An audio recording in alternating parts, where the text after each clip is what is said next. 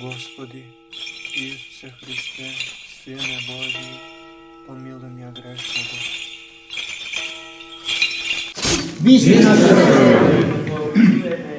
Поздравното слово напишано од нашиот светарски вести синот и патете сите завостати христијани од нашава црковина и надворот.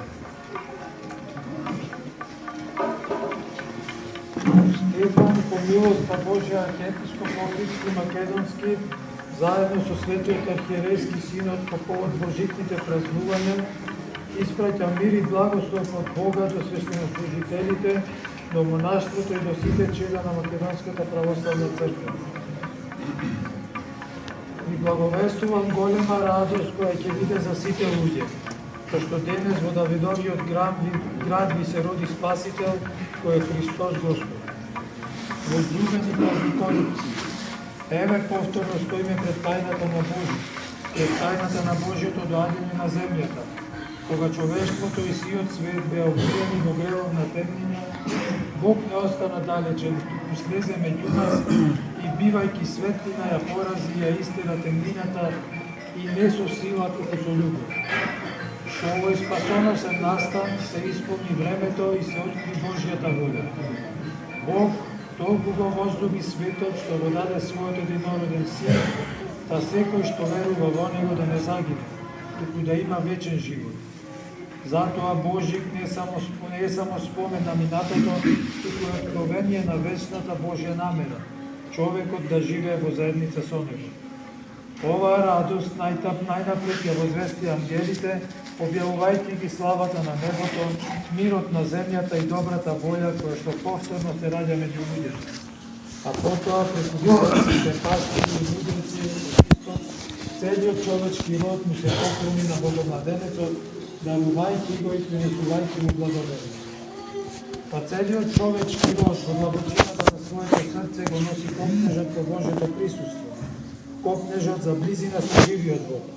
И токму на овој ден сето тоа го добивме како дар.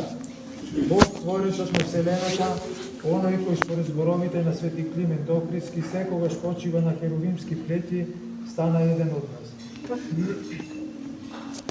Примајќи човечко тело, тој го покри своето божество, за да го приближи до себе, да го обожи и да го спаси човек.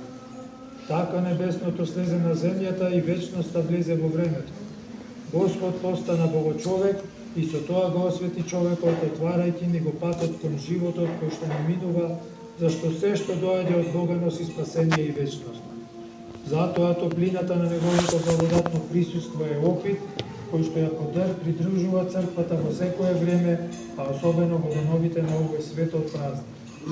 И еве подготвени преку молитва, пост и богомислие, пристигнавме до мигот на празничното торжество и сега се радуваме на присуството на младенецот меѓу нас. А таа близина на Бога не собира сите заедно, не прави заедница која што молитвено го слави доаѓањето на Господ Исус Христос во тело, неговото доаѓање во нашиот свет, во нашиот дом и во нашиот живот. Кога тој ги загрева нашите срца, таа топлина се прелева меѓу нас и ни открива дека и во овој несовршен свет животот може да стане предвкус на царството, таму каде што владеат мирот, добрата волја. Возлюбени чеда во Господа, секоја душа е христијанска, како што вели еден од ранохристијанските апологети. Секој човек трага по Бога и секому му е благопријатно неговото присуство. И кога ќе дојде до таа средба, човек не може да остане истин. Нешто го поттикнува да биде доблесен и да твори вистина. Светлината Божја ја истерува сенката на мракот, та човекот престанува да го сака злото и се стреми само кон доброто. Ние сме за тоа и повикани, да го примиме Христа во нашите души и да ги оставиме лошите навики, постанувајќи преобразени луѓе, достојни за името Христово, со кое се именува. Возлюбени чеда на Христа Богомладенецот, овој голем празник кој што го чествуваме, на преминот од старата во новата година, како да е природно така поставен во времето за да не поттикне од една страна да се осврнеме наназад и да се озерцаваме за изминатата година, да согледаме што е тоа што сме го направиле тогаш, докато го има, а од друга страна да се устремиме кон иднината и да видиме во што треба да се поправиме и што сакаме да направиме уште подобро. Она што го извлекуваме како поука и што си го задаваме себе си како задача е тоа да ги поправиме нашите пропусти и да ги победиме нашите слабости. Потребно е да сватиме дека секоја наша постапка носи последици. И мали пропусти може да доведат до големи неслики, како што и малите добрини и правилните постапки доведуваат до бројни големи добри дела. Тоа е така зашто Господ помага во секое добротворење и кога ги гледа нашите добрина и труд, ги пополнува нашите недостатоци, а доброто дело го доведува до крај.